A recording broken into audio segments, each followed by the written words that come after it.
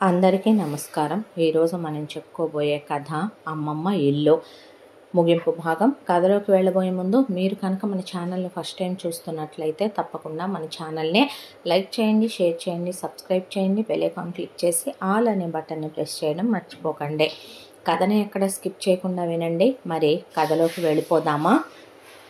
ఒకవైపున రోజు నారాయణ భూపతి అలాగే జయదేవ్ మాట్లాడుకుంటూ సందడిగా సంబరాలతో ఆనందంగా ఉండే వాళ్ళ ఇంట్లో కొడుకు భర్త మాట్లాడుకోవటం లేదనే బాధ పద్మావతి మనసుని ఒకవైపున తొలిచేస్తూ ఉంది. దాంతో ఆవిడ అదే మాట అభిలాష దగ్గర అంటాం. దాంతోపాటు జయదేవ్ తండ్రి మనసు బాధ పెట్టానని, తండ్రి తన్ని పలకరించట్లేదని, జయదేవు నాన్న తను చాలా ప్రేమగా ఉండేవాళ్ళవని, తన కన్న తల్లిదండ్రులంటే తనకి చాలా ఇష్టమని, ఒక అమ్మాయిని నమ్మాను, నమ్మి ప్రేమించాను, ప్రేమించి పెళ్లి చేసుకున్నాను, పెళ్లికి ముందు నేనేమీ తప్పుడు పనులు చేయలేదు, అంతటితోనే నాన్న నన్ను అసహించుకొని ఇలా దూరం పెట్టేంత మహాపాపం నేనేం చేశానని బాధపడటం. ఒకవైపున నారాయణ భూపతి ఆయన గదిలో 4-5 సార్లు జయదేవ్ ఫోటో చూసి కన్నీళ్లు పెట్టుకోవటం చూసిన అభిలాష ఆయన దగ్గరికి వెళ్ళి, అంకల్ మిమ్మల్ని ఒక మాట అడగొచ్చా అని అడిగితే, ఏంటమ్మా అని అడిగాడు ఆయన. ఆ మాటకి, మీ అబ్బాయి ప్రేమించటం తప్పంటారా, ఒకళ్ళని నమ్మటం తప్పంటారా అంకుల్ అంటే, ఏంటమ్మా ఆ మాటలు, చిన్నదానివి పెద్ద మాటలు అని ఆయన అంటే, నేను చిన్నదాన్నే కావచ్చు, కానీ నేను మాట్లాడేవి పెద్ద మాటలు కాదంకల్. ఎవరి ముఖం మీద వాళ్ళు మంచివాళ్ళు చెడ్డవాళ్ళు రాసుండదు కదా. రాసుంటే ఎవరు వాళ్ళ బ్రతుకుల్ని నలుగురిలో నవ్వుల పాలు చేసుకోవాలని, నలుగురు నోట్లో నానాలని, నలుగురు ముందు చులకనైపోవాలని అనుకోరు కదా అంకుల్. అలా వీధులకెక్కి నలుగురు ముందు మీడియాలకెక్కి విడాకులని కోర్టులకెక్కి పరువు తీసుకోవాలి, ఎలా మన జీవితంలో జరుగుద్ది అని ముందే తెలిస్తే, మనం ప్రేమించిన వాళ్ళు ద్రోహబుద్ధితో, స్వార్థబుద్ధితో, కపటంతో మన ప్రేమించారో, మన వెనక ఉన్న 4 రూపాయలు చూసి కానీ వాళ్ళ ఇష్టం వచ్చినట్టు మనం ఉండాలనే, మనం ప్రేమ అనే దాంతో వాళ్ళ కాళ్ళ కింద పడుంటామనే, మన కుక్కల్ని చేసి వాళ్ళ వెనకాల తిప్పుకోవచ్చనే స్వార్థంతో వాళ్ళు మనతో ఇన్నాళ్ళు కలిసి ఉన్నారు అని తెలిస్తే, ఏ అబ్బాయి ఏ అమ్మాయిని, ఏ అమ్మాయి ఏ అబ్బాయిని ప్రేమించడు కదా అంకల్. ఎవరి జీవితాల్ని ఎవరు పణంగా పెట్టి నలుగురిలో నవ్వులు పాలు చేసుకుంటారంటారో. మీ అబ్బాయి అన్నాళ్ళు ప్రేమించిన పెళ్లికి ముందు కాలు జారాడా, తప్పుడు పనులు చేశాడా? లేదు కదా అంకల్. మీ అబ్బాయే పెళ్ళేగా చేసుకున్నాడు. ఆ అమ్మాయి ఇంట్లో నుంచి బయటకు వస్తే మీకున్న స్థాయికి హోదాకి ఆ అమ్మాయిని వాడేసి వదిలేయొచ్చు, ఎంతో కొంత అమ్మాయి ముఖాన పడేసి వదిలించుకొని రావచ్చు. వాళ్ళ నాన్న కొట్టి అవమానించిన రోజు వాళ్ళ మీద పగబట్టి అది వాళ్ళ అమ్మాయి మీద చూపించవచ్చు. వివాహం చేసుకొని అన్ని వేల మందిలో తాళి కట్టి హనీమూన్కి తీసుకెళ్ళి ఆ అమ్మాయితో పచ్చగా 4 వారాలన్నా కాపురం చేశాడా? దానికి ఇక్కడికి వచ్చిన దగ్గర నుంచి వాళ్ళిద్దరు గొడవ పడుతూనే ఉన్నారు. ఎప్పుడూ వాళ్ళు సంతోషంగా లేరనడానికి మనమే సాక్ష్యం. జరిగిపోయిన వాటికే తను చాలా బాధపడుతున్నాడు. ఆ బాధని దిగమింగలేక ఆ 2 సిగరెట్లు, ఆ 2 పెగ్గుల మందు, తప్పే, వ్యసనాలు అలవాటు చేసుకోకూడదు. అలా అని అతనేమి పరాయి ఆడవాళ్ళ పొందుకోరి రిలాక్సేషన్లు కోరుకోవట్లేదు కదా అంకుల్. మీ అబ్బాయి తల్లిని ఎంత పవిత్రంగా చూస్తాడో మమ్మల్ని అలాగే చూస్తాడు. మీరు అలా పెంచారు, అది మీ గొప్పతనం. మీ రక్తంలో మీ అబ్బాయికి అబ్బినటువంటి గొప్ప గుణాలు అవే. అలాంటిది మీరే తండ్రిగా మీ అబ్బాయిని దూరం పెడితే ఆయనకి ఈ టైంలో మీ సపోర్ట్ అవసరం, మీ చల్లని ప్రేమ అవసరం, మీరు అతన్ని దగ్గరికి తీసి ఆదరించడం అవసరం. మీరే దూరం పెడితే ఏమైపోతాడు అంకుల్ అనేసరికి ఆయన ఆ అమ్మాయి వైపు కళ్ళల్లో నీళ్లతో అలా చూస్తే, వద్దంకుల్, అమ్మా నాన్నల ప్రేమ చాలా గొప్పదే. అదే ఈ సృష్టిలో భగవంతుడి ప్రేమ మన కళ్ళకి కనిపించదు. మనకు ఆపదో బాధో వచ్చినప్పుడు నేనున్నానని ఆయన ఆదుకున్నప్పుడే మన మనసుకు తెలుస్తుంది. కానీ అమ్మా నాన్నలు మనకు ప్రత్యక్ష దైవాలైనప్పుడు వాళ్ళు మనని దూరం పెడితే ఆ బిడ్డలు వాళ్ళ బాధ ఎవరికి చెప్పుకుంటారో, వాళ్ళని మనం ఈసడిస్తే వాళ్ళ గుండె కోత ఎవరికి ఎవరికి చెప్పుకుంటారు చెప్పండి అనేసరికి ఆయన ఇంకేమీ మాట్లాడకుండా నీ ఫ్రెండ్ అని వెనకేసుకొస్తున్నావా, ఇప్పుడు మీరు ఫ్రెండ్స్ అయిపోయారా అనేసరికి లేదు నాన్న నేను తప్పు చేశాను నన్ను క్షమించండి అని జయదేవ్ పరిగెత్తుకుంటూ వచ్చి మోకాళ్ళ మీద కూర్చొని ఆయన కాళ్ళు వాటేసుకొని ఆయన ఒళ్ళో తలపెట్టి పక్కనే తల్లుంటే తల్లిని అలా హత్తుకొని కూర్చున్నాడు. చూసారా అంకుల్, కల్మషం లేని ప్రేమ నిర్మలత్వాన్ని కోరుకుంటదే, ద్వేషాన్ని స్వార్థాన్ని కోరుకోదు. తప్పులు చేసిన వాళ్ళు అమావాస్య చీకటిలా జీవితాల్లోకి వచ్చి వెళ్ళిపోయిన తర్వాత వాటినే తలుచుకుంటూ మనం ఇలాగే ఉండిపోవడం కరెక్ట్ కాదు కదా అంకుల్ అని కాసేపు తనతో మనసు విప్పి మాట్లాడండి అని ఆ అమ్మాయి తలుపు దగ్గరికేసి వెళ్ళిపోయింది.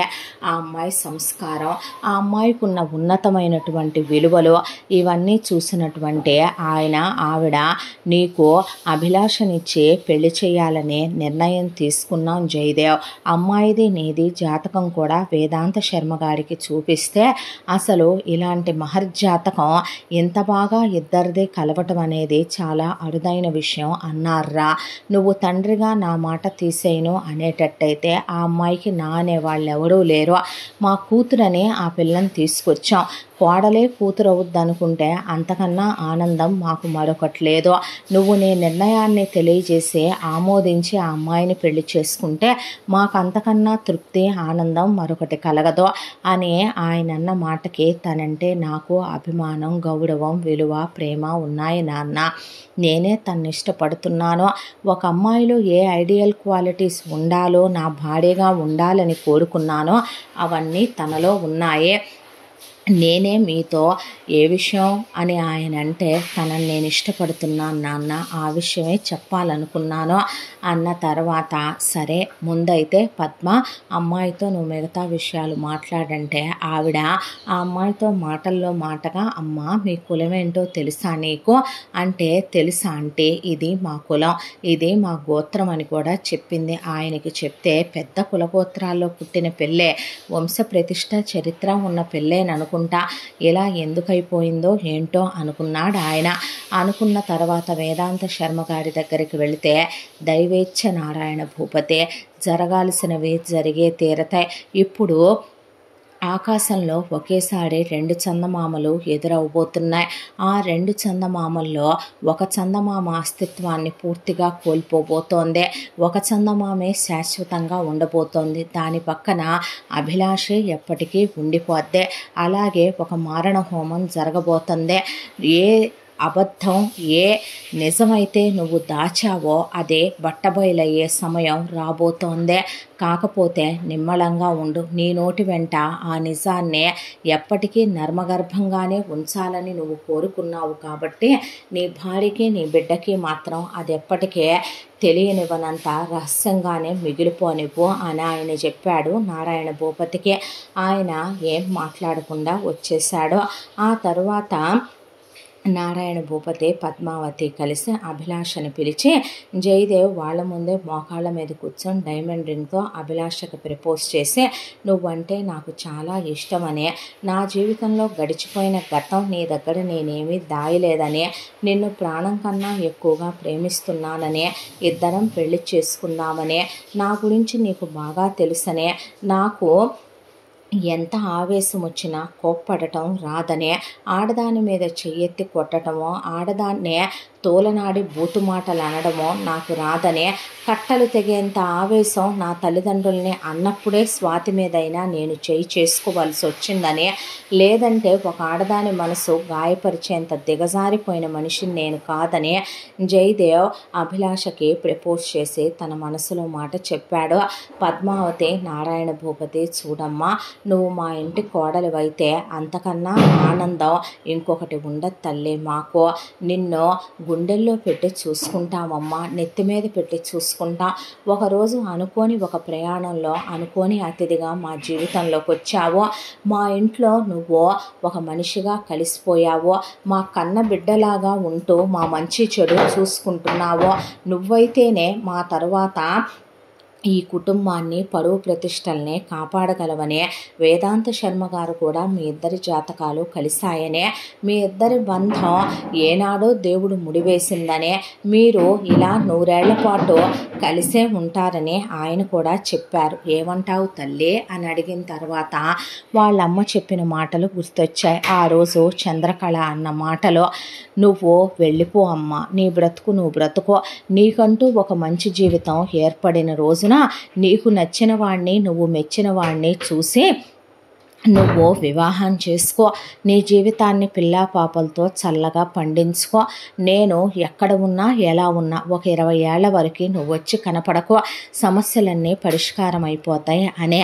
దాంతోనే జయదేవ్ని ఆ అమ్మాయి కాదనడానికే వెతికినా అతనిలో కారణాలు దొరకలేదు. గంగారాంకి జయదేవ్కి రూపం ఒకటేనేమో కానీ మనస్తత్వాలు, మాట్లాడే తీరు, ఆవేశం, తొందరపాటుతనం, చేయి చేసుకోవటం, వ్యసనాలు అనే దగ్గర నిజం చెప్పాలంటే అసలు నక్కకి నాగలోకానికి ఉన్నంత తేడా ఉంటుంది. జయదేవ్కి ఓర్పు ఎక్కువ, సహనం ఎక్కువ, మంచితనం ఎక్కువ, ప్రేమిస్తాడు, ఆరాధిస్తాడు, గౌరవిస్తాడు, విలువిస్తాడు. అది స్వాతి నిలబెట్టుకోలేకపోయిందే. కానీ గంగారాంకి దిగజారిపోయిన నేచరు, ఆడవాళ్ళ బ్రతుకుల్ని నాశనం చేయటం, వ్యసనాలకి బానిసైపోవటం, ఆడవాళ్ళనే చులకనగా హీనంగా చూడటం, వాళ్ళ బ్రతుకుల్ని బుగ్గిపాలు చేసి వాళ్ళ జీవితాల్ని సర్వనాశనం చేసిన గంగారాం ఎక్కడ, వరదరాజు జయమ్మ ఎక్కడ, పద్మావతి నారాయణ భూపతి జయదేవ్ ఎక్కడ. దాంతో ఆ అమ్మాయి పెళ్లి చేసుకుంటాను అని ఒప్పుకుందే. ఒప్పుకున్న తర్వాత వాళ్ళ ఆనందానికి అవధులు లేవు. జయదేవ్ ప్రాణం ఒక ఎత్తుగా అభిలాషని ప్రేమించడం మొదలుపెట్టాడు. ఇద్దరూ అలా చూడముచ్చటైన జంటలా కళ్ళకు కనపడుతుంటే వీళ్ళ కళ్ళు ఆనందంతో నిండి వేదాంత శర్మ గారు వచ్చి అక్కడే వాళ్ళు నిర్మించిన పర్ణశాలలో పెళ్లికి ముందు వాళ్ళ ఇంట్లో ఆనవాయితీగా కొన్ని యజ్ఞాలు, యాగాలు, హోమాలు, పూజలు ఉంటాయి, అభిషేకాలు లాంటి. ఆయన అవి జరిపిస్తూ 40 రోజుల తర్వాత పెళ్లి ముహూర్తాన్ని ఖరారు చేశారు ఆయన. ఈలోపు మీరు ఒక 15 రోజుల్లో ఎంగేజ్మెంట్ ఏర్పాట్లు చేసుకోండి అని కూడా ఆయన చెప్పారు. చెప్పిన తర్వాత ఇక్కడ కథ ఇలా జరుగుతూ ఉండగా అక్కడ ఆ రోజున అభిలాష వచ్చాక చంద్రకళ గదిలో తలుపేసేసుకొని గదిలో ఉన్న తర్వాత ఒక రోజున ఆవిడ కళ్ళు తిరిగి పడిపోయినట్టు నటించింది. దాంతో డాక్టర్ గారి దగ్గరికి చంద్రకళని హాస్పిటల్కి తీసుకెళ్తే డాక్టర్ గారిని ఆయన భార్యని కాళ్ళు పట్టుకొని, నేను ఆ ఇంటికి ఇక వెళ్ళలేను, ఇన్నాళ్ళు నేను ఆ ఇంట్లో పడుందే నా బిడ్డ కోసం డాక్టర్ గారు, నాకేదైనా దీర్ఘకాలిక వ్యాధి వచ్చిందని నేను కొన్నాళ్ళు కాదు కొన్నేళ్ల పాటు మీ దగ్గరే ఉండి ట్రీట్మెంట్ చేయించాలని, మీరే మీకు ఫారెన్ నుంచి ఫండ్స్ పంపుతారు, ఫ్రీగా ట్రీట్మెంట్ చేస్తామని చెప్పి వాళ్ళని రూపాయి అడగకుండా మీ దగ్గరే ఉంచుకోండి, నేను ఇక్కడే పడుంటాను. మీ హాస్పిటల్లో మీరు దిక్కు మొక్కు లేని వాళ్ళకి ఏ బ్రెడ్డో బిస్కెట్లో పాలో పడేస్తారుగా, నాకు అవి పడేయండి అంటే, చచ్చా ఏం మాటలమ్మా, మీరేనా ఆ మాటలు మాట్లాడాల్సిందే, నా పరిస్థితి మీకు తెలుసమ్మా, నువ్వు చెప్పక్కర్లేదు, ఎంతోమంది ఆడపిల్లల కడుపులో పిండాలనే కడిగిన పాపం నేనే ప్రక్షాళన చేసుకోవాలి, నీకు ముద్ద పెడితే మాకు వచ్చేదేమీ లేదు తల్లే, ఎంతోమంది తలలు పగలగొట్టి చేతులు కాళ్ళు విరిసేస్తే మీ అమ్మ నాన్న తమ్ముడు వాళ్ళందరికీ కట్లు కట్టి పంపిన వారు నా భర్త, మేమే నీకు మంచి చెయ్యాలమ్మా అని. చంద్రకళకి ఒంట్లో బాగోటం లేదు, ఆవిడకి దీర్ఘకాలిక వ్యాధి వచ్చింది, కొన్నాళ్ల పాటు ఇక్కడే ఉంచి ట్రీట్మెంట్ చేయాలి, ఇప్పుడు డబ్బులు ఎంత అవుతాయి, మీరేమి ఇవ్వక్కర్లేదులేండి, ఫండ్స్ మందులవి మాకు ఫారెన్ నుంచి పేద ఇక్కడ ఉన్నటువంటి పేషెంట్స్ కోసం పంపుతారు, మేమే ఇస్తామంటే మరీ మంచిదని వదిలేసి చంద్రకళని పనికి మాలిందానా, ఇంటి పనికి, వంట పనికి, నా పనికి ఇప్పుడు ఎవరిని ఎత్తుక్కోవాలి దరిద్రపు దానా అని కొట్టి ఆవిడని అక్కడ వదిలేసి వెళ్ళాక డాక్టర్ గారు ఆయన భార్య మా ఇంట్లోనే ఉండమ్మా అని వాళ్ళెటు హాస్పిటల్ పైనే ఉంటారు. ఆవిడ్ని తీసుకెళ్ళి ఒక గదిలో ఉంచుకుంటూ ఆవిడ హాస్పిటల్ వెనకాలే ఒక గుడి ఉంటుంది. రోజు ఆ గుడికి వెళ్ళి నా బిడ్డ చల్లగా ఉండాలి, ఎక్కడికి వెళ్ళిందో, ఏమైపోయిందో, ఎలా ఉందో, అసలు నా బిడ్డ తిన్నదో తినలేదో అని పాపం ఒకవైపున దేవుడి చుట్టూ తిరుగుతూ ఆ డాక్టర్ గారు వాళ్ళే ఆవిడకి 4 జతల బట్టలు కొనిస్తే అవి వేసుకుని కాసేపు ఆవిడ దేవుడి దగ్గర కూర్చోవటం, కాసేపు డాక్టర్ గారు వాళ్ళ ఇంట్లో ఊరికినే తినడం ఎందుకని వాళ్ళకు వంట చేసి పెడుతుంటే, ఎందుకమ్మా ఇవన్నీ, నాకు ఊరికినే తినే అలవాటు లేదండి, మీరు నన్ను ఇబ్బంది పెట్టొద్దు అని అక్కడ బతుకుతోంది చంద్రకళ. ఇక ఇక్కడ వీళ్ళకి ఒకవైపున ఈ ఎంగేజ్మెంట్ కోసం అని చెప్పి షాపింగ్కి చెయ్యాలి కాబట్టి పద్మావతి, నారాయణ భూపతి, అభిలాషని, జయదేవుని వెంట పెట్టుకొని పెద్ద మాల్కి వెళ్ళారు. ఆ మాల్కి వెళ్ళి అభిలాషకి బట్టలు తీసుకొని బంగారం తీసుకుందామని ఒక షాప్లోకి వెళ్ళేటప్పుడు ఆ రోజు జయమ్మ దేశం నలుమూలలకి చాలామంది జనాన్ని పంపించి ఉంచింది కదా అభిలాష కోసం.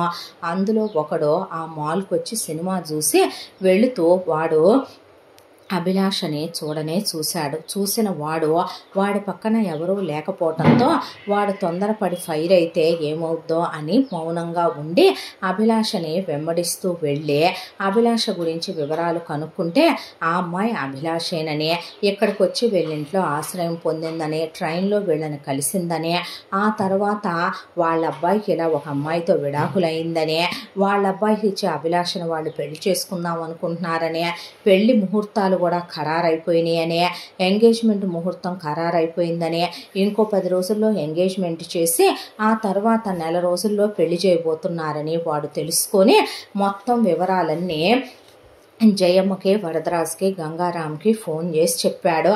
చెప్పేసరికి ఆవేశం కట్టలు తెంచేసుకున్న వీళ్ళు ఊడి వాళ్ళందరి ముందు నేను వెళ్ళి దాన్ని తీసుకొస్తున్నాను, మీ అందరికీ కూడా ధర్మపిండం పడేస్తాను, మీ అందరి కళ్ళ ముందే దాన్ని ఇక్కడే తెరలు కట్టి నా కొడుకు దాని చేత వేయించే పొలి కేకలు ఉంటాయి కదా అవి విందురుగానే అనేపాటికి ఊళ్ళో వాళ్ళంతా భగవంతుడా తండ్రి మళ్ళీ దొరికిపోయిందా అభిలాష అని వాళ్ళు గుండె చేత్తో పట్టు కూర్చొని ఊళ్ళో ఉన్న అమ్మవాడికి ముడుపు కట్టి, తల్లి ఏ రోజు నిన్ను ఏది అడిగామో ఏది అడగలేదో కానీ ఈసారి మాత్రం వీళ్ళ పాపం నెగ్గకూడదమ్మా, నువ్వే ఏదో ఒక రూపంలో ఆ అమ్మాయిని కాపాడాలి అని ఊళ్ళో వాళ్ళంతా అమ్మవారికి మొక్కి, స్వామివారికి మొక్కి వాళ్ళు పాపం దేవుళ్ళ మీదే భారం వేసి ఉండేసరికి ముందు డాక్టర్ దగ్గరికి వెళ్ళి కొట్టుకుంటూ చంద్రకళని తీసుకొచ్చి నీ కూతురు కనపడిందంట అని కారులో విసిరేసి, చంద్రకళ చలపతిని ఉడాయి మృగమా ఇప్పుడైనా నోరెత్తి మాట్లాడవా, నువ్వు ముయ్యవే అని ఆవిడ్ని కారులోనే కొట్టాడు చలపతే. కాళ్ళతో తన్నింది జయమ్మ. అక్కడి నుంచి ఏ అడ్రస్ అయితే గనక జయదేవ్ వాళ్ళదే అక్కడున్న వీళ్ళ మనిషి చెప్పాడో వెతుక్కుంటూ అక్కడికి వచ్చారో. వచ్చేసరికి ఒకవైపున పద్మావతి, నారాయణ భూపతి వాళ్ళు అక్కడే కూర్చొని అభిలాషకి అదని ఇదని మాట్లాడుతూ జయదేవు పెళ్లి ఏర్పాట్ల గురించి ఈవెంట్ వాళ్ళతో మాట్లాడుతుంటే వెళుతూ జయమ్మ తన దగ్గర ఉన్న మనుషుల్ని ఒక 50 మందిని వెంట పెట్టుకొని వెళ్ళేసరికి అక్కడికే వీళ్ళు వెళ్ళటమే గేట్ వాచ్మెన్ని తలకాయ పగలగొట్టేసి అక్కడున్న సెక్యూరిటీ వాళ్ళంతన్ని గేట్లు పగలగొట్టుకుంటూ సీసీ కెమెరాల్లో పడుతున్నాయని సీసీ కెమెరాల అబ్బాయి పరిగెత్తుకుంటూ వచ్చి చెప్తే ఈలోపే పని వాళ్ళని తోసేసుకుంటూ మాలీలను తోసేసుకుంటూ లోపలికి వచ్చి తలుపులు బద్దలు కొట్టుకొని లోపలికి వచ్చారు. వచ్చి రావటంతోనే అభిలాష చంద్రకళ వైపు అలా చూసేసరికి చంద్రకళ అభిలాష దగ్గరికి పరిగెత్తుకుంటూ వచ్చి ఎలా ఉన్నావమ్మా అని అడిగేసరికి బాగానే ఉన్నానమ్మా, వీళ్ళే ఆశ్రయం ఇచ్చారో, వీళ్ళ అబ్బాయికి ఇచ్చి నన్ను పెళ్లి చేయాలనుకుంటున్నారో, మనస్ఫూర్తిగా నేను ఆయన్ని ప్రేమిస్తున్నాను, పెళ్లి చేసుకుందాం అనుకుంటున్నాను అని వీళ్ళు మాట్లాడుకుంటూ ఉండేలోపే అక్కడికి వచ్చిన గంగారాం, జయమ్మ కలిసి వరదరాజు కలిసి అభిలాష జుట్టు పట్టుకొని ఆ అమ్మాయిని భయంకరంగా కొట్టేశారు, అక్కడే పడేసి.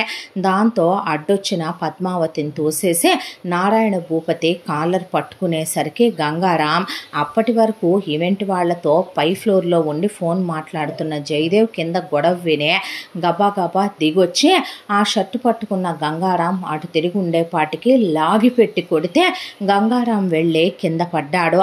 కింద పడిన గంగారాం లేచి నిలబడి ఒక్కసారిగా జయదేవ్ వైపు చూస్తే ఒకేలా ఉన్నటువంటి ఒకే ఫిల్మ్లోంచి తీసిన 2 ఫోటోల్లో ఇద్దరు అచ్చుగుద్దినట్టు ఒకేలా ఉన్నారు. ఒకవైపున వేదాంత శర్మ గారు ఆపకుండా ఆయన హోమం దగ్గర కూర్చొని హోమం జరిపిస్తుంటే ఇదంతా చూసి కూడా ఏదో ఒక ప్రేక్షకుల్లా నిలబడిపోయాడు నారాయణ భూపతి. చంద్రకళ అలాగే కళ్ళప్పగించి చూస్తూ నిలబడిపోయింది. జయమ్మ, వరదరాజు, గంగారాం అలా నిలబడిపోతే నాలాగే ఉన్నావు, ఎవడ్రా నువ్వు అని అడిగాడు జయదేవ్. అడిగితే నువ్వు నాలా ఉన్నావు, నువ్వెవడవరా అని గంగారాం మాట్లాడుతూ ఉండగా ఇటువైపున ఎంగేజ్మెంట్ ఏర్పాట్లు జరుగుతున్నాయని పద్మావతి తరపు నారాయణ భూపతి తరపు బంధువులు కూడా ఒక 500-600 మంది ఉన్నారు వాళ్ళ ఇంట్లో. వీళ్ళంతా కలిసి మనిషిని పోలిన మనుషులు ఉన్నంత మాత్రాన గుణాన్ని పోలిన గుణాలు ఉండాల్సిన అవసరం లేదులే అని వాళ్ళు మాట్లాడుతూ ఉండగానే ఇటువైపున అభిలాష పద్మావతిని నారాయణ భూపతిని చేతులు పట్టుకొని ఆ అమ్మాయి లాంగ్ ఏగో వాళ్ళమ్మ పుట్టకముందు వరదరాజు జయమ్మ దగ్గర స్టోరీ మొదలుపెట్టి ఆ అమ్మాయి ఆ రోజు ట్రైన్ ఎక్కేంత వరకు మొత్తం జరిగిందంతా చెప్పుకొచ్చింది వాళ్ళ ఇద్దరికి. వాళ్ళకి చెప్తున్నప్పుడు జయదేవ్ కూడా వింటూ నుంచుంటే ఇంత దాంట్లో కూడా ఇప్పుడు నువ్వు చాలా దిగజారిపోయి చాలా నీచమైన పనులు చాలా చేస్తున్నావు. మర్యాదగా ఇక్కడి నుంచి మీ కొడుకుని తీసుకొని మీరు వచ్చిన దారినే వెళ్ళిపోండి. లేదంటే కనుక మాకున్న ఆస్తిపాస్తులకి మాకున్న పరపతికి మాకున్నటువంటి మేము పరువు ప్రతిష్టలకి ఏదైనా చేయటానికి వెనకాడం. పెద్ద పెద్ద పోలీసులు మినిస్టర్లు మాకు చాలా పవర్ ఉందే. మూసుకొని ఇక్కడి నుంచి వెళ్ళకపోతే మర్యాదగా ఉండదనే అక్కడున్న వాళ్ళు మాట్లాడుతూ ఉండగానే జయదేవ్ అలా నిలబడి ఉంటే గంగారాం సంగతి తెలిసిందేగా.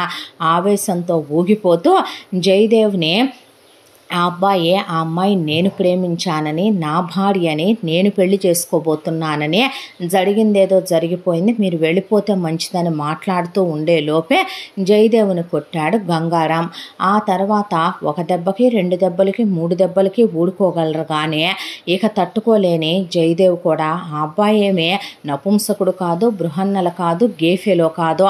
ఆవేశం కట్టలు తెంచుకొని జయదేవ్ తిరగబడి గంగారాంని కొట్టడం మొదలు పెడితే అక్కడ ఉన్న వాళ్ళంతా భయపడిపోయి చుట్టూ గుండ్రంగా ఫామ్ అయిపోయి అంత పెద్ద ప్యాలెస్లో వీళ్ళిద్దరినే వదిలేస్తే తలుపులకేసే కొట్టుకున్నారా, టీవీలే పగిలిపోయినాయా, ఫ్రిడ్జ్లే పగిలిపోయినాయా, ఫ్లవర్ వాజులే పగిలిపోయినాయా, సెంటర్ టేబుల్లే పగిలిపోయినాయా, గోడలకేసే కొట్టుకున్నారా, భయంకరంగా ఇద్దరు చావగొట్టేసుకొని రక్తాలు వరదలుగా కారిపోతున్నా ఆగకుండా అది నాదిరా, నా అక్క కూతుర్రా, నువ్వెవడవరా, దాని పేగులు మెలిపడి మోకాళ్ళ మీద కూర్చొని నన్ను వదిలే, ఈ నరకం పడలేను, నేను సస్తానన్నంత దాన్ని అనుభవించాలన్నది నా కోరికరా అని ఒకవైపున గంగారాం నువ్వు అనుభవిస్తూ కూర్చుంటే, నువ్వు నాశనం చేస్తూ కూర్చుంటే చూస్తూ ఊరుకోవటానికి మీ ఊళ్ళో మగాళ్ళలాగా నేనేమైనా మగతనం లేనోడిని అనుకుంటున్నావేంట్రా, నీ నరాలు తీసేస్తాను.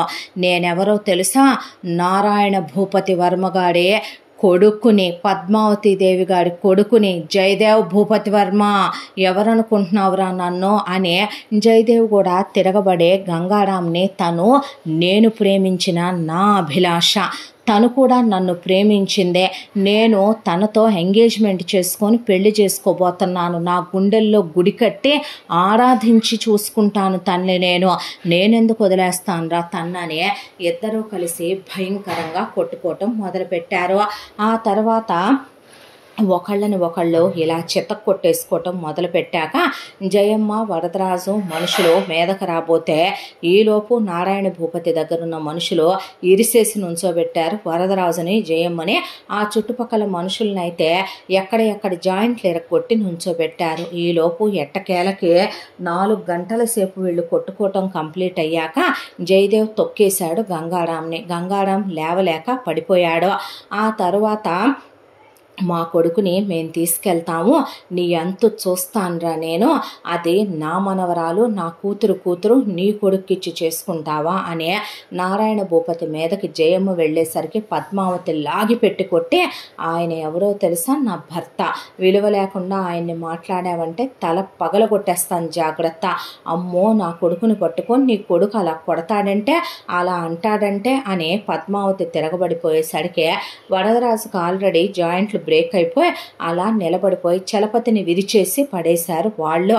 ఈలోపు ఇంత హడావిడిలో చంద్రకళ అభిలాష చేయి పట్టుకొని లోపలికి తీసుకెళ్ళి జరిగిన విషయం ఏంటని ఆవిడ అడిగితే, అభిలాష ఇలా ట్రైన్లో వీళ్ళు కనపడ్డారని, తర్వాత ఇక్కడికి తీసుకొచ్చారని, జయదేవ్ స్వాతి అనే ఒక అమ్మాయిని ప్రేమించి మోసపోయాడని, పెళ్లి చేసుకొని డివోర్స్ అయినాయని, ఇప్పుడు అతను నేను ప్రేమించుకుంటున్నామని, ఇదంతా అనవసరం, నువ్వు అతన్ని ఇష్టపూర్వకంగానే పెళ్లి చేసుకోవాలి అనుకుంటున్నావా లేదా, ఆ ఒక్కటే చెప్పు అని అడిగింది చంద్రకళ. అవునమ్మా అన్న తర్వాత, నీకు తెలియని వీళ్ళ పుట్టుకకి సంబంధించిన ఒక రహస్యం నాకు తెలుసమ్మా, నువ్వు ఆ రహస్యాన్ని ఇప్పుడు వినాలి అని, ఇది కాలగర్భంలో కలిసిపోయినటువంటి అనంతంగా మిగిలిపోద్దులే, ఎప్పటికీ బయటికి రాదులే అనుకున్న రహస్యం తల్లి.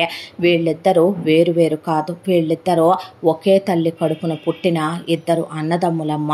గంగారాం, జయదేవ్ ఇద్దరూ ఎవరనుకుంటున్నావు, ఒకే రక్తం పంచుకు పుట్టిన తోడబుట్టిన వాళ్ళు అని ఆవిడ ఇంకేదో మాట్లాడబోయి మొత్తం గబగబా చెప్పేసింది అభిలాషకే. చెప్పిన తర్వాత, ఇక నువ్వు ఇక్కడే ఉండు, ఆ అబ్బాయినే పెళ్లి చేసుకో, నీ జీవితాన్ని పండించుకో, నువ్వు తిరిగి ఆ ఊరు మారు మూలకు కూడా నువ్వు రావద్దు అని ఆవిడ మాట్లాడుతూ ఉండగానే జయం వచ్చి చంద్రకళ జుట్టు పట్టుకొని అభిలాషని లాగి చెంప మీద కొట్టి చంద్రకళని తీసుకొని కారులో పడేసి అక్కడి నుంచి ఆవిడని కొట్టుకుంటూ వచ్చిన దారినే మీ అంతు చూస్తామని వార్నింగ్ ఇచ్చి వీళ్ళంతా బయలుదేరి వెళ్ళిపోయారు. వెళ్ళిపోయిన తర్వాత డాక్టర్ వచ్చాడు, చుట్టాలు బంధువులు అందరూ కూడాను వాళ్ళకని కేటాయించిన గెస్ట్ బెడ్రూముల్లోకి ఎటు వాళ్ళు అటు వెళ్ళిపోయి హాల్ అంతా ఖాళీ అయిపోయింది. పని వాళ్ళు ఇల్లంతా ఒకవైపు నుంచి క్లీన్ చేసేసుకోవటం కూడా మొదలు పెట్టేశారు. అంతా దాంట్లో డాక్టర్ గారు వచ్చి జయదేవ్కి కూడా బాగా దెబ్బలు తగిలినాయి. జయదేవ్కి ఫస్ట్ ఎయిడ్ చేసి కట్లు కట్టాడు ఆయన. జయదేవ్ అభిలాష చేయి పట్టుకొని, నిన్ను వదిలేస్తాను అనుకున్నావురా, నువ్వు నా ప్రాణం, నువ్వు నా సర్వస్వం, ఒక అబ్బాయి ఒక అమ్మాయిని ప్రేమించటానికే కారణాలు ఏంటో నాకు తెలియదు, కానీ నేను కావాలనుకున్న దానికన్నా ప్రతిదీ అద్భుతంగా ఉన్న దేవతవి నువ్వు, నిన్ను వాడికెలా వదిలేస్తాన్రా, నువ్వు నా ప్రాణం అయితే అని చెప్పి జయదేవ్ ఆ అమ్మాయిని దగ్గరికి తీసుకున్నాడు. ఆ తర్వాత డాక్టర్ గారు, నీకు కొంచెం సెడేషన్ ఇచ్చానయ్యా, నొప్పులు మరీ ఎక్కువగా ఉంటాయి కాబట్టి నువ్వు ప్రశాంతంగా పడుకో అని అతనికి ఏదైనా కొంచెం లైట్గా ఉండే సూప్ కానీ ఫ్రూట్ జ్యూస్ లాంటిది కానీ ఇవ్వండమ్మా అని చెప్పి ఆయన మెడిసిన్స్ ఇచ్చి ఇంజెక్షన్స్ ఇచ్చి వెళ్ళిపోయే. పద్మావతికి బీపీ ఎక్కువగా ఉందని చెప్పి ఆవిడకి కూడా ఒక ఇంజెక్షన్ ఇచ్చి పడుకోబెట్టమని చెప్తే ఇంట్లో ఉన్న చుట్టాలు బంధువులు అంతా ఎవరి వాళ్ళు ఫుడ్స్ తినేసి వెళ్ళిపోయి ఎవరి గదుల్లో వాళ్ళు పడుకున్నారు. అంతా దాంట్లో ఆ అమ్మాయి నారాయణ భూపతిని చూస్తూనే ఉంది. ఆవిడకి అసలు ఏమీ తెలియనట్టే ఆవిడ నిజం చెప్పాలంటే ఏడుస్తూనే ఉంది. ఇలా తన కొడుకుని కొట్టారని, ఇంటి మీదకి వచ్చారని, అభిలాషని ఇలా అన్నారని, అంతా దాంట్లో నారాయణ భూపతి వేదాంత శర్మ దగ్గరికి వెళ్ళటం, ఆయన్ని కలిసి ఏదో ఇద్దరు రహస్యంగా మాట్లాడుకోవటం ఆ అమ్మాయి కన్ను దాటిపోలేదు. ఆ తర్వాత ఇంట్లో వాళ్ళందరూ నిద్రపోయిందాకా ఓపిక పట్టింది అభిలాష. అందరూ నిద్రపోయాక 1-2 సార్లు చెక్ చేసుకొని నారాయణ భూపతి ఒక్కడే లేచి వెళ్ళి వాళ్ళ వంశపారంపర్యంగా వస్తున్న పెద్దలందరి చిత్రపటాలు, జ్ఞాపకాలు, వాళ్ళ చేతికర్రలు, వాళ్ళ పెద్దవాళ్ళ చెప్పులు, నగలు అవన్నీ పెట్టి ఒక పెద్ద గది ఉంటుంది. ఆ గదిలో ఆయన ర్యాకింగ్ చైర్లో కూర్చొని అలా సిగారు తాగుతూ ఊగుతూ కూర్చున్నాడు కుర్చీలో. వెళ్ళి మెల్లగా తలుపు తీసి లోపలికి రావచ్చా అంకుల్ అని అడిగింది అభిలాష. రామ్మ అని ఆయన సిగార్ పైపు పక్కన పెట్టేశాడు. ఆ తర్వాత లోపలికి వెళ్ళిన అభిలాష మోకాళ్ళ మీద కూర్చొని ఆయన చేతి మీద చెయ్యి వేసి, నాకు ఒక విషయం తెలిసింది, ఇందాక మా అమ్మ చంద్రకళ వచ్చింది కదా, తను నాకు ఒక నిజం చెప్పింది అందే అభిలాష. ఏమిటది అన్నాడు నారాయణ భూపతి ఆయన తాత ముత్తాతల ఫోటోల వైపు అలా చూస్తూ. మా అమ్మ పెళ్లి చేసుకొని మా నాన్నని అత్తారింటికి వెళ్ళిపోయిన తర్వాత మా పరిస్థితి మొత్తం అతలాకుతలమైపోయే. మా అమ్మమ్మ తాతయ్య అమ్మమ్మ ఇంటికి మమ్మల్ని తీసుకొచ్చారు. అప్పటికి నేను ఇంకా పుట్టలేదు. మా అమ్మ నాన్న వచ్చారు. ఆ తర్వాత మా అమ్మమ్మ కొడుకుని కనాలనే కాంక్షతో ఆవిడ గర్భవతి అయ్యింది. అలా గర్భవతి అయిన ఆవిడ మా అమ్మతో చాలా సేవలు చేయించుకుంది. ఆ తర్వాత ఆవిడకి డెలివరీ పెయిన్స్ వచ్చాయని ఒక హాస్పిటల్కి తీసుకెళ్లారంట. హాస్పిటల్కి తీసుకెళ్ళినప్పుడు మా తాతకి ఉంపుడు గత్తెలతో తిరిగే అలవాటు ఉండి మా తాత వేసల దగ్గరికి వెళ్ళాడంట. మా అమ్మే మా అమ్మమ్మ దగ్గర ఉందంట. అయితే మా అమ్మమ్మ ఒక బిడ్డని ప్రసవించిందంట. ఆ పుట్టింది ఆడపిల్ల. అదే చనిపోయిన బిడ్డని కన్నదంట. మా అమ్మమ్మకి డెలివరీ చేసిన డాక్టర్ గారు అసలు మా అమ్మమ్మకి ఈ విషయం తెలిస్తే ఆవిడ్ని చంపేస్తుందేమోనని, మా తాతయ్య నరికేస్తాడేమోనని భయంతో ఏడుస్తూ కూర్చుందంట. అప్పుడే ఏం చేయాలో అర్థం కాక దుఃఖపడుతూ ఉన్నటువంటి డాక్టర్ గారికి ఒక నర్సు ధైర్యం చెప్పిందంట.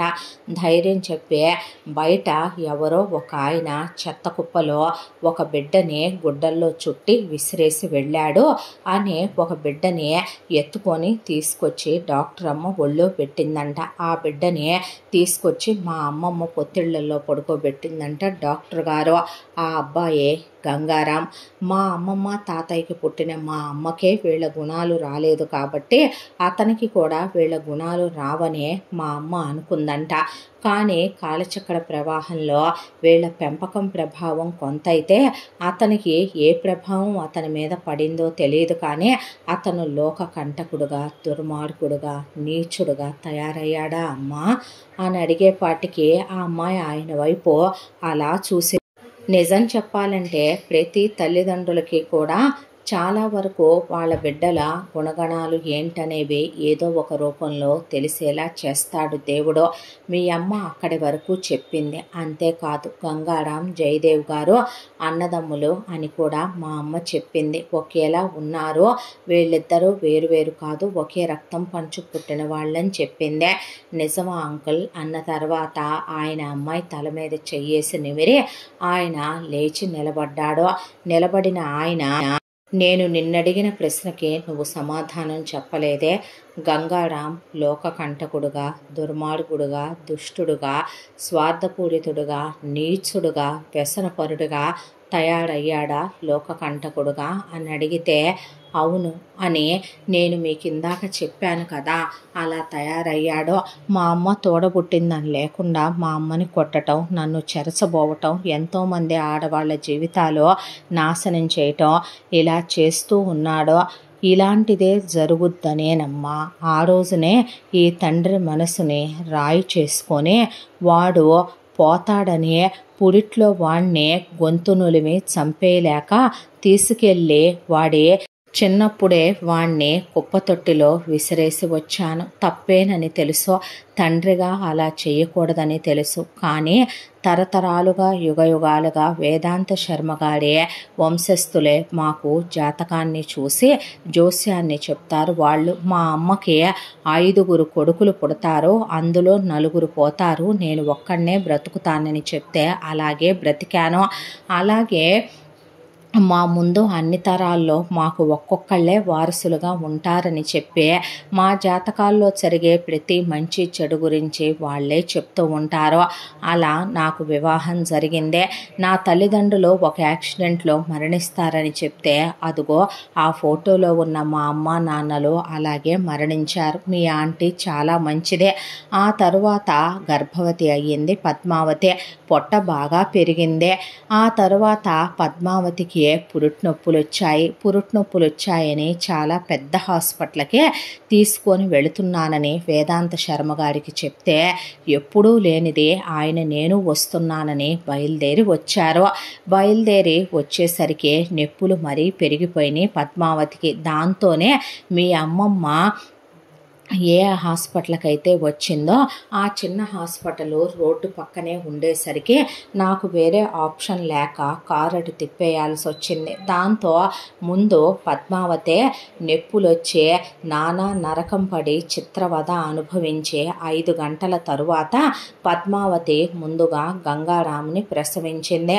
అప్పటికే వేదాంత శర్మ గారు అక్కడ కూర్చుని ఆయన గ్రహాల లెక్కలు అన్నీ చూసి జాతకం జోష్యం తీసి ఆయన పుట్టినవాడు లోక కంటకుడనే, పరమ దుష్టుడు నీచుడు అవుతాడనే, మీ వంశ ప్రతిష్టని కాలరాస్తాడనే, ఎంతోమంది ఆడవాళ్ల బ్రతుకులు సర్వనాశనమైపోతాయనే, అసలు ఈ బిడ్డ బ్రతకడానికి అర్హుడే కాడనే, వీడు బ్రతికుంటే గనక మీరు జీవితంలో తలెత్తుకోలేరనే, మీరు అన్ని విధాలుగాను అన్నిటినీ నష్టపోవాల్సి వస్తుందనే, వీడు కరెక్ట్ అయినటువంటి బిడ్డగా రేపు పెరగడనే, వీడు ఒకవేళ పెరిగి పెద్దవాడైనా ఏదో ఒక రోజుకి ఈ భూమి మీద వీడి అస్తిత్వం అంటూ మిగలదనే ఆయన చెప్పేసరికి నా గుండె బద్దలైపోయిందమ్మా. తినటానికి తిండి లేకపోయినా బ్రతకగలమేమో, కానీ ఇది మా వంశవృక్షం. నువ్వు చూస్తోందే తరతరాలుగా యుగయుగాలుగా మా ఇంట్లో పుట్టినటువంటి వారసులు తల్లి. ఒక్కళ్ళల్లో కూడా వేలెత్తి చూసిన ఒక్క వంక కనిపించదమ్మా. దానగుణంలో, ధర్మగుణంలో, దయాగుణంలో, మంచితనంలో, వీరత్వంలో మా వంశాలు ఎంత గొప్పయో తెలుసా అమ్మా నీకు? అలాంటిది ఒకడు లోకకంటకుడై మా వంశంలోనే పుట్టి, వాడు పుట్టిన గడియల ప్రకారం, వాడు పుట్టిన గ్రహబలం ప్రకారం వాడు పెద్దయ్యాక నీచుడుగా తయారయ్యే, రేపొద్దున మా వంశ ప్రతిష్టని కూకటి వేళ్లతో పెకలించి వేసే, ఆడవాళ్ల జీవితాల్ని నాశనం చేసే లోక కంటకుడుగా, ఒక కీచకుడుగా, రావణాసురుడుగా తయారవుతాడంటే, రావణాసురుడి తల్లి కైకసి రావణాసురుడు నీచుడని తెలిసి తట్టుకోగలిగిందేమో, కానీ శూర్పణఖ కుంభకర్ణుడు నీచులని తెలిసి తట్టుకోగలిగిందేమో, కానీ ఎంతోమంది అసురగణాలని కన్న వాళ్ళ అమ్మలో వాళ్ళ పిల్లల్ని ప్రోత్సహించారేమో, కానీ నా వల్ల ఆ పని అవలేదమ్మా.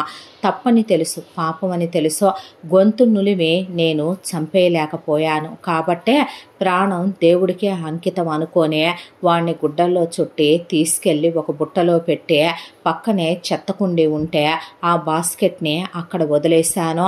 అటువైపుగా చాలామంది తిరుగుతూ ఉంటారు. ఏ పిల్లలు లేని వాళ్ళు తీసుకెళ్ళి పెంచుకున్నా, లేదు వాడు పైకి పోయినా దైవేచ్ఛ ఎలా ఉంటే అలా జరుగుద్ది. ఆ క్షణం ఆ బరువుని నేను దింపేసుకోవాలి. వాడి నీడ కూడా నా మీద, నా కుటుంబం మీద, నా వంశం మీద పడకూడదన్నంత వరకే ఆలోచించాను. ఆ తర్వాత మీ ఆంటీ కడుపులో ఇద్దరున్నారని, మళ్ళీ జయదేవ్ పుడతాడని నాకు తెలీదు. నేను లోపలికి వచ్చేసరికి డాక్టరు మీ ఆంటీకి మళ్ళీ నొప్పులు మొదలైనవి అని చెప్పేసరికి, ఆ తర్వాత జయదేవ్ చాలా తేలికగా మీ ఆంటీ ప్రసవమయ్యి కన్న తర్వాత జయదేవ్ పుట్టిన గడియల ప్రకారం, గ్రహబలం ప్రకారం మహర్జాతకుడు అవుతాడని, జయదేవ్కి ఒక 40 సంవత్సరాల వయసు వచ్చేపాటికి మా వంశ ప్రతిష్ట ఆ చంద్ర తారార్కం వెలిగిపోద్దని, ఆ రఘురాముడు గనక ఎలా అయితే గనక రఘువంశ కుల తిలకుడయ్యాడో, ఎలా శ్రీకృష్ణుణ్ణి యాదవానాం శిరోరత్నం అని అంటారో అంత గొప్పవాడు నా జయదేవ్ అవుతాడని, ఆ క్షణమే మా నాన్నగారి పేరు, ఆయన పేరు వచ్చేలాగా జయదేవ్ భూపతి అని నా కొడుక్కి వెంటనే అక్కడికక్కడే పేరు కూడా అనేసుకొని, ఇంకా ఎక్కువసేపు ఉంచకూడదని మీ ఆంటీ మత్తులో ఉన్నప్పుడే అంబులెన్స్ మాట్లాడి తనకిద్దరు పుట్టారని తెలియదమ్మా. డాక్టర్ను కూడా నేను అసలేమీ చెప్పనివ్వలేదు. ఆ తర్వాత డాక్టర్కి డబ్బులు పడేసి నేను పద్మావతిని తీసుకొని జయదేవ్ భూపతి వర్మని వెంట పెట్టుకొని, ఆ తర్వాత వేదాంత శర్మ గారిని తీసుకొని మా ఇంటికి వచ్చేసాను. ఆ తర్వాత కాలగర్భంలో ఇది కలిసిపోయింది అనుకున్నాను.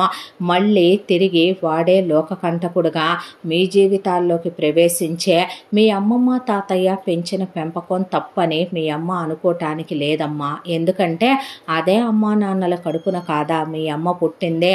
వాళ్ళ పెంపక ప్రభావం సగముంటే వాడి జాతక ప్రభావమే. వాడు పుట్టిందే అసుర గణాల్లో, వాడు పుట్టిందే అసుర లక్షణాలతో, కాబట్టే వాడు అలా తయారయ్యాడో. ఇహ జరగబోయేది వాడి అస్తిత్వమే ఈ భూమి మీద ఉండదని స్వామీజీ చెప్తున్నారు.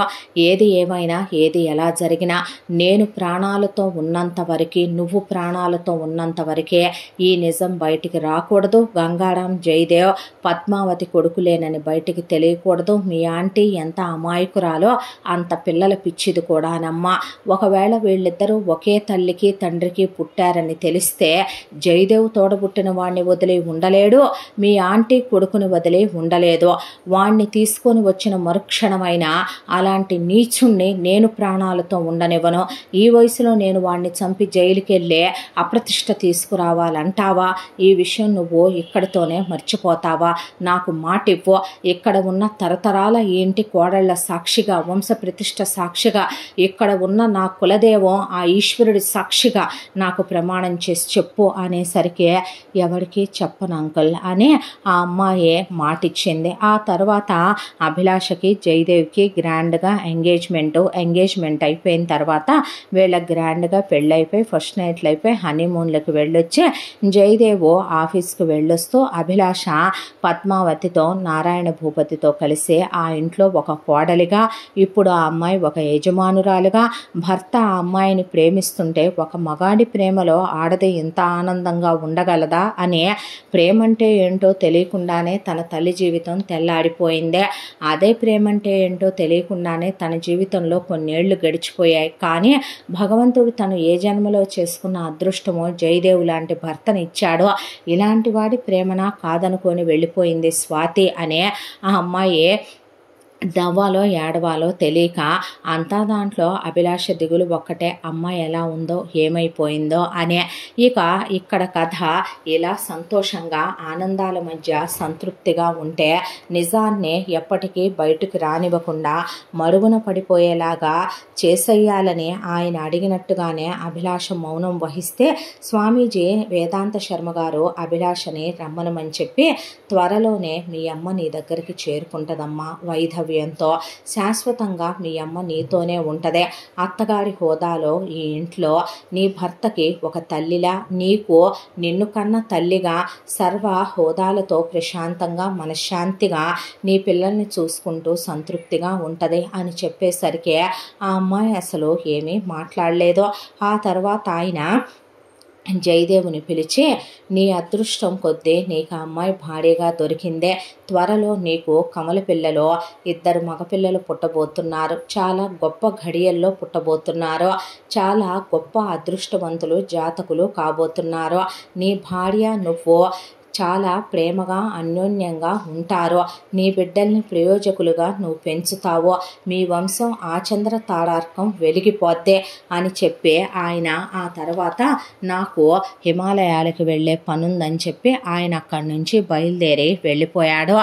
జరగబోయేది తెలిసినప్పుడు మనిషి గుండెల్లో కలిగే భ్రాంతి అంతా ఇంత కాదన్నట్టు అభిలాష తల్లి విధవగా రావటం ఏంటి, వెళ్ళేటప్పుడు నాన్న బతికే ఉన్నాడుగా, వీడు తాగి తాగి పోతాడా ఏంటి కొంపదీసే అని ఆ అమ్మాయి ఆలోచిస్తూ ఉండగానే ఇక్కడ కథ ఇలా ఉంటే ఇక కథకి అవతల వైపున ఆ రోజున చంద్రకళని కొట్టుకుంటూ వరదరాజు జయమ్మ గంగారాం తీసుకొని ఊరెళ్ళిన తర్వాత ఇక్కడ ఇలా జరిగిందని నారాయణ భూపతి వాళ్ళు వీళ్ళని కొట్టి తరివేశాడని తెలిసిన తర్వాత వాళ్ళెవరో పరాయి ఊళ్ళు వాళ్ళే వీళ్ళని కొట్టి తరిమేస్తే వీళ్ళు అన్నీ మూసుకొని ఇక్కడికి వచ్చి పడ్డారు.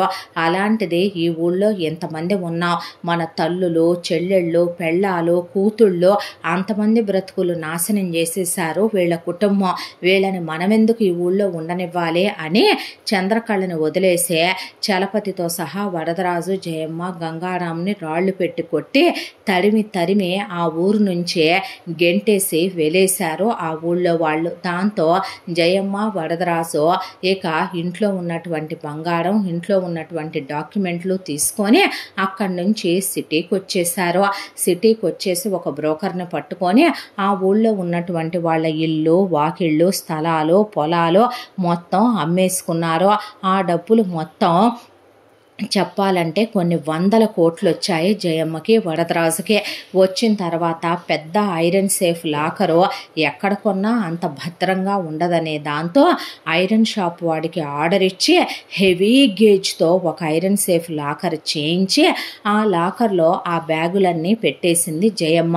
బంగారం అంతా ఇంకో పెద్ద ఐరన్ సేఫ్ నిండా వెండంతా కూరేసి తాళాలేసి కూర్చుందే.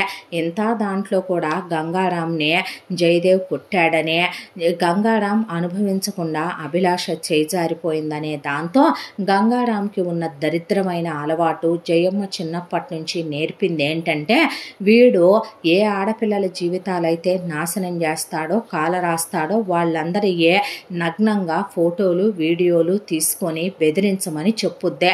అసలు ఆ ప్రూఫ్లు వీళ్ళ దగ్గర ఉంటాయి కాబట్టే ఆ ఊళ్ళో వాళ్ళంతా వీళ్ళ ముందు నోరెత్తలేకుండా నోరు మూసుకొని పడుంటానికి ప్రథమ కారణం వీళ్ళ నెట్టుల్లో పెడతామని, మీడియాలో పెడతామని, వాళ్ళ ఆడపిల్లల బ్రతుకులు నాశనం చేస్తామని బెదిరించడంతో ఏ తండ్రి ఏ అన్న ఏ కొడుకు ఊరుకోగలడో. దాంతోనే వాళ్ళు నోరు మూసుకొని ఇన్నేళ్ళు పడున్నారు. ఇవాళ వాళ్ళు తిరగబడ్డారు. అయితే ఆ రోజున ఎప్పుడైతే కనుక అభిలాష ఇంట్లో నుంచి పారిపోయేటప్పుడు వీళ్ళకి మత్తు మందు కలిపిందో చంద్రకళ ఆ రోజునే గంగారాం ఒకసారి స్నానం చేస్తున్న అభిలాషనే నగ్నంగా వీడియోలు తీశాడు. అవి చూపించి ఆవిడ్ని బెదిరించాడు. అది తెలిసిన ఆవిడ వీళ్ళు మత్తులో పడిపోయినప్పుడు గంగారాం ఫోన్ ఎత్తుకెళ్ళి మంటల్లో పడేసిందే.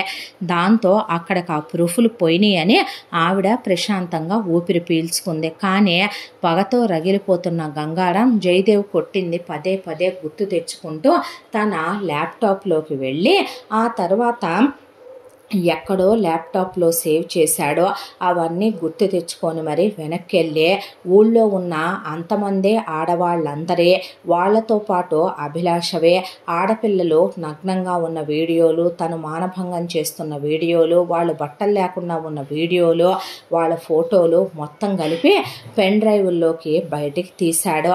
తీసిన తర్వాత కాలు మీద కాలేసుకొని వరదరాజు, జయమ్మ, గంగారాం కలిసి చంద్రకళని కాళ్ళతో తన్ని కాళ్ళతో తొక్కి ఇప్పుడు ఈ మొత్తం నేను ప్రెస్కి ఇచ్చి దాంతోపాటు వీటన్నిటినీ కూడా నేను బయట ప్రపంచంలో నెట్లో పెట్టబోతున్నాను.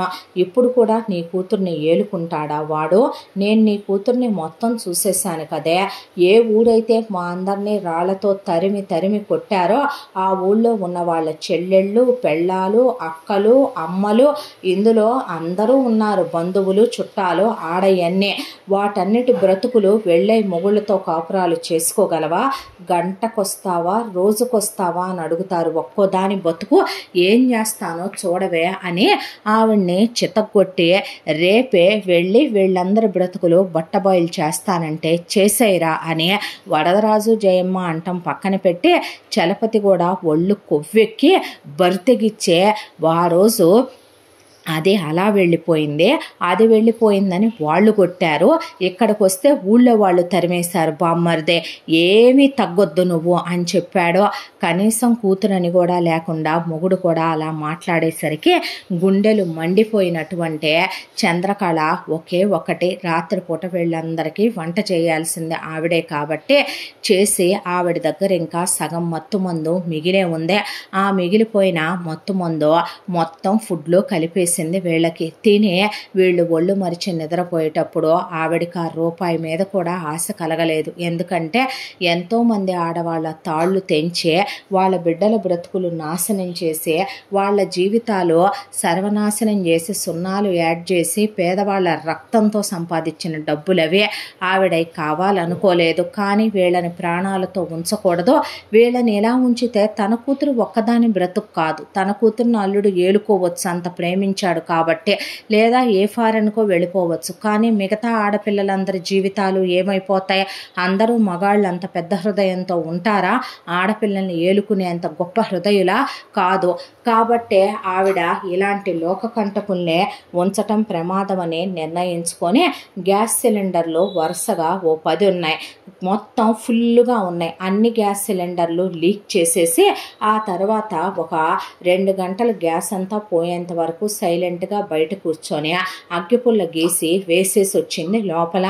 దాంతో భగ్గుమని ఆ ఇల్లంతా తగలబడిపోయి ఆ ఇంట్లో ఉన్న వాళ్ళంతా కాలి బూడిదైపోయారని ప్రశాంతపడిన ఆవిడ మెళ్ళో తాళి తెంచి బొట్టు చెరిపేసి గాజులు పగలగొట్టుకొని కాలి మెట్టెలు తీసి ఒక దేవుడి దగ్గర ఆలయానికి వెళ్ళి హుండీలో పడేసి అక్కడే కోనేట్లో స్నానం చేసి కూతురు దగ్గరికి వెళ్ళి అందరూ పోయారండి, నాకింత చోటిస్తారా నా బిడ్డ కోసం అంటే, ఏం మాట్లాడుతున్నారు అత్తగారు మీరు అని జయదేవ్ ఆవిడ్ని సాదరంగా ఆహ్వానించి నా అత్తగా కాదు అమ్మలా ఉండండి అని, వియ్యపురాలుగా కాదమ్మా మా బిడ్డగా ఉండనే నారాయణ భూపతి పద్మావతి దేవి ఆవిడ్ని ఆహ్వానించే సకల లాంఛనాలతో ఆవిడ్ని ఆ ఇంట్లో గౌరవప్రదంగా చూసుకోవటం మొదలుపెట్టారు. ఆవిడ కూతురు దగ్గర అలా తెల్లచీరలో అయినా ఆవిడ మనసుకు ప్రశాంతత ఏర్పడే ప్రశాంతంగా ఉంటూ ఏం జరిగిందని అభిలాష అడిగితే జరిగింది చెప్పి మొత్తం తగలబడిపోయారమ్మా, భగ్గుమని మంటలకు ఆహుతి చేసి వచ్చాను అని చెప్పి, నాకే పాపం తగలదమ్మా, నేనేమంచానో పడిపోను, కంగారు పడకో, అలాంటి వాళ్ళకి భూమి మీద బతికే అర్హత లేదు తల్లే అని చెప్పేసి ఆధ్యాత్మిక చింతనలోకి దిగిపోయింది ఆవిడ.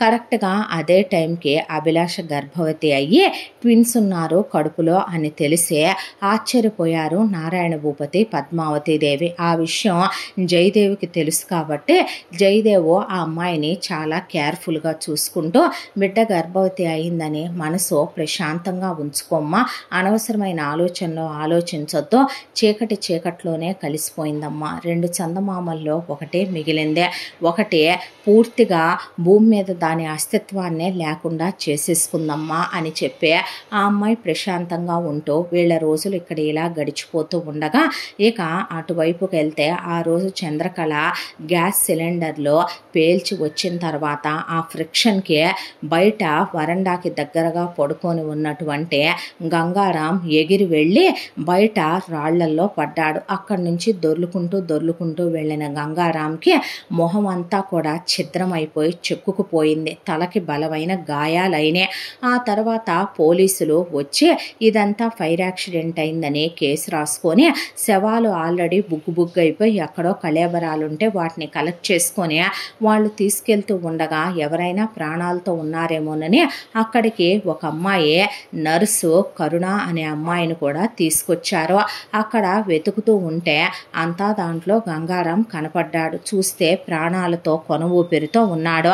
ఆ అమ్మాయి గంగారాంని అంబులెన్స్లో ఎక్కించి ముందు హాస్పిటల్కి పంపించిన తర్వాత అందరూ పోలీసులు అంతా వెళ్ళిపోయిన తర్వాత తిరిగి వస్తూ ఉండగా జయమ్మ దాచిపెట్టిన ఐరన్ సేఫ్లో ఆ గ్యాస్ సిలిండర్లు పేలినటువంటి ఆ బాంబు దీనికి కొంచెం పగిలి లోపల నుంచే ఆ అమ్మాయికి డబ్బు కట్టలు మెరుస్తూ డైమండ్స్, ఎమరాల్డ్స్, రూబీస్, గోల్డ్ నగలు కనపడుతుంటే ఆ అమ్మాయి అందరూ వెళ్ళిపోయాక అర్ధరాత్రి పూట తన తండ్రిని వెంట పెట్టుకొని అక్కడికి వచ్చి ఆ ఐరన్ సేఫ్లు బద్దలు కొట్టి చూస్తే లోపల డబ్బుల బ్యాగులు, నగల బ్యాగులు, సిల్వర్ బ్యాగులు అన్నీ కనపడ్డాయి. ఆ తర్వాత వాళ్ళు మూడో కంటికి తెలియకుండా వాళ్ళ నాన్ననే ఆయన ఆటో తోల్తాడు, ఆయన ఆటోనే తీసుకురమ్మనమని ఆ ఆటోలో పడేసుకొని ఆ బ్యాగులు తీసుకెళ్ళిపోయారు. అమ్మాయి పనిచేసే హాస్పిటలే కాబట్టి వచ్చి గంగారాం గురించి కనుక్కుంటే గంగారాంకి గతం మొత్తం మర్చిపోయాడని, తలకి దెబ్బ తగలటం వల్ల గతం శాశ్వతంగా మళ్ళీ అతనికి గుర్తు రాదని, అతనికి వెంటనే కాస్మెటిక్ సర్జరీ చేయాలని, 2 కోట్ల రూపాయల వరకు డబ్బు ఖర్చు అవుతుందని, ఇక అతని అస్తిత్వం పూర్తిగా అతను కోల్పోయినట్టేనని, అతని గతం గుర్తుండదని, పోలికలు కూడా పూర్తిగా మారిపోతాయని డాక్టర్ చెప్పిన తర్వాత ముందు ఆ అమ్మాయి ఆ హాస్పిటల్లో రిజైన్ చేసి గంగారాంని అక్కడి నుంచి డిశ్చార్జ్ చేయించి ఇంటికి తీసుకొచ్చిన తర్వాత కూర్చొని ఆలోచించుకుంది. ఈ కరుణకి ఒక గతం ఉంది. కరుణ వాళ్ళ అమ్మా నాన్నలకి, కరుణ వాళ్ళ అన్నయ్య, కరుణ 2 పిల్లలు. నానా కష్టాలు పడి ఆటో తోలి వాళ్ళ నాన్న కరుణ వాళ్ళ అన్నయ్యని చదివించాడు. ఆ తర్వాత ఆ అబ్బాయి ఇంజనీరింగ్ చేసి పాపం ఆన్ సైట్ వచ్చిందని రీసెంట్గానే అమెరికా వెళ్ళి చిన్న ఉద్యోగం చేసుకుంటూ అక్కడ బ్రతుకుతున్నాడు. ఇంకా పెళ్లి చేసుకోలేదు. ఆ అబ్బాయి కరుణ వాళ్ళ మేనమామ చనిపోతే వాళ్ళ కూతురునే పెళ్లి చేసుకోమని కరుణ తండ్రి అడిగితే ఆ అమ్మాయి వీళ్లతోనే ఉంటుంది. ఇక కరుణ విషయం, కరుణనే ఇక చూడటానికి బాగుంటుంది అనే దాంతో ఒక రోజున హాస్పిటల్ నుంచి ఆ అమ్మాయి నర్సుగా పనిచేసి వెళుతూ ఉండగా ఒకళ్ళు చూసి పిల్ల బాగుంది అనే దాంతో వాళ్ళు ఇంటికి వచ్చి సంబంధం అడిగి కరుణనే పెళ్లి చేసుకున్న తర్వాత బాగా డబ్బున్న అతనికి 2 పిల్లలు పుట్టిన తర్వాత ఒక యాక్సిడెంట్లో అతను చనిపోయాడు. మా కొడుకే పోయాక నువ్వు ఆ పుట్టిన పిల్లలు మాకేమవుతారని రూపాయి డబ్బులు ఇవ్వకుండా కరుణ అత్తామామలు కరుణని ఇంట్లో నుంచి గెంటేసి ఉన్న ఆస్తి మొత్తం కూతుళ్ళకి పెట్టి వాళ్ళు ఫారెన్ వెళ్ళిపోయారు. అలా కరుణ 2 పిల్లలతో పుట్టింటికి చేరి ఇలా నర్సుగా పని చేసుకుంటూ పార్ట్ టైము ఒకవైపున కరుణ మేనత్త కూతురు ట్యూషన్లు చెప్పుకుంటూ మిషన్ కుట్టుకుంటూ కరుణ తల్లి వాళ్ళు కరుణ తండ్రి ఆటో తోలుతూ కరుణ అన్నయ్య ఈ మధ్య ఒక 3 నెలల క్రితం అమెరికా వెళ్ళాడు. అక్కడ పాపం ఆ అబ్బాయి పని చేసుకుంటూ ఎలాగో జీవితాలు ఎక్కదీసుకొస్తున్న వాళ్ళకి ఇప్పుడు అన్ని 100 కోట్ల డబ్బు దొరికింది. దాంతో ముందు కరుణ కూర్చొని ఆలోచించింది.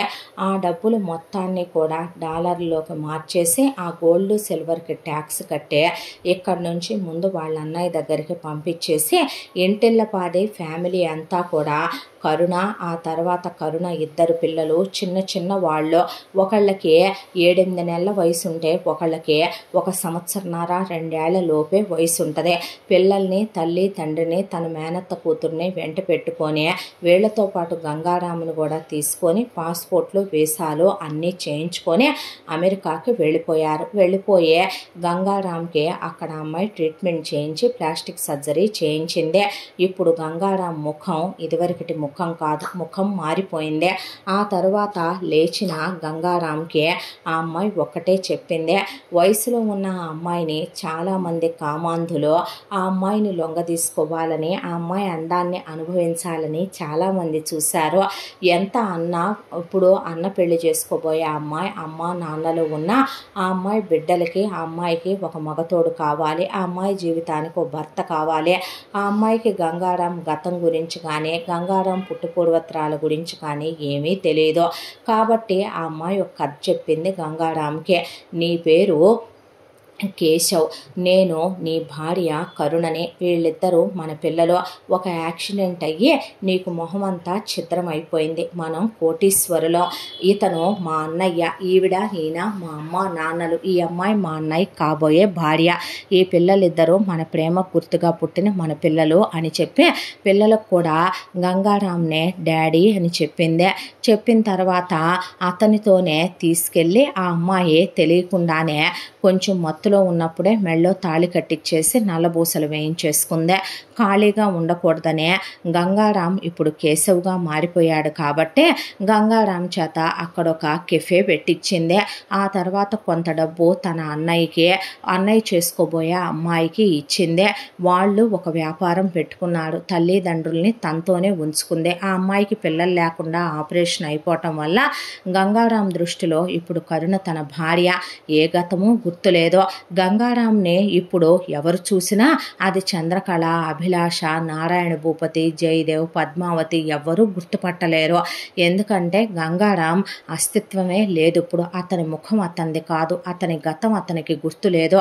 ఇప్పుడు అతను కొత్తగా పుట్టినటువంటి ఎవరో ఒక వ్యక్తి.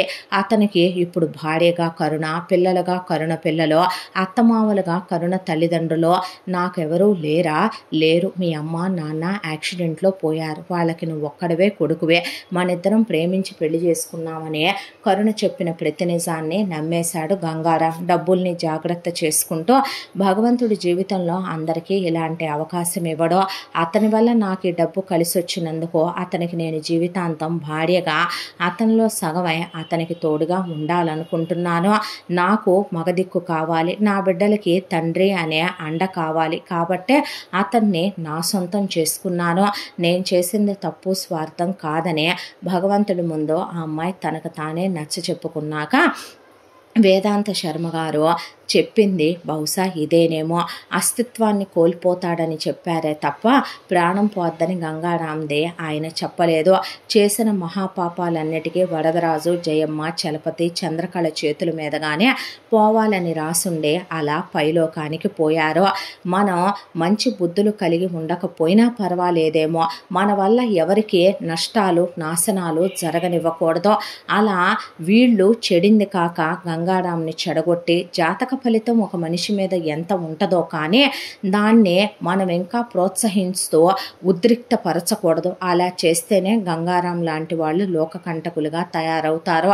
చలపతి, వరదరాజు, జయమ్మ మారేది లేదు కాబట్టే వీళ్ళున్న ప్రమాదం అనే చంద్రకళ వాళ్ళని పైకి పంపి భూదేవిని శాంతపరిచింది. ఇలా గంగారాం జీవితం కేశవ్గా, కరుణ భర్తగా అలా అబ్రాడ్లో ఇక అలా రోజులు గడిచిపోతూ అతను ఇప్పుడు ఇక ఆ జీవితంలో పడి ఎంతో ఉత్తముడయ్యాడు, మంచోడయ్యాడు, గొప్ప ప్రేమికుడయ్యాడు, పిల్లలకి రెస్పాన్సిబుల్ ఫాదర్ అయ్యాడు, అత్తమామలకి ఒక కొడుకు అయ్యాడు, బావుమరిదికి అతని భార్యకి ఉత్తముడైనటువంటి ఒక కుటుంబ సభ్యుడయ్యాడు. ఇలా అతని జీవితం హ్యాపీగానే ఒక గట్టుకు చేరింది. బహుశా అదే నారాయణ భూపతి, పద్మావతీదేవి రక్తం పంచుకొని వాళ్ళ వంశంలో ఏవో కొన్ని గుణగణాలు జీన్స్లో రావటం వల్లనేమో కావచ్చు. ఇక్కడ మాత్రం అభిలాష ప్రసవించిందే. అభిలాషకి ట్విన్స్, 2 మగపిల్లలు పుట్టారు. పుట్టిన పిల్లలు రత్నాల్లాగా ఉన్నారు. వేదాంత శర్మ గారు వచ్చి పిల్లలిద్దరికీ పేర్లు పెట్టించే ఇక ఆ చంద్ర తారార్కం మీ వంశం వెలిగిపోద్దనే ఆయన జయదేవ్ భూపతి వర్మనే అభిలాష దేవిని దీవించి వెళ్ళాడాయన. నారాయణ భూపతి, పద్మావతి దేవి సంతోషాల మధ్య చంద్రకళ బిడ్డల్ని చూసుకుంటూ ఆనందాలు తృప్తిగా ఈ కథ ఇలా కంచికి చేరిందే. ఇంతటితో ఈ కథ సమాప్తం. మళ్ళీ మరొక మంచి కథతో కలుసుకుందాం. తప్పకుండా మన ఛానల్ని లైక్ చేయండి, షేర్ చేయండి, సబ్స్క్రైబ్ చేయండి, బెల్ ఐకాన్ క్లిక్ చేసి ఆల్ అనే బటన్ని ప్రెస్ చేయడం మర్చిపోకండి. ఎంత మంచి కథను మనకు అందించిన కథా రచయిత్రి జి. యామిని శ్రీనివాస్ గారు. మరో మంచి కథతో మీ ముందుకు వస్తాను. Thank you so much.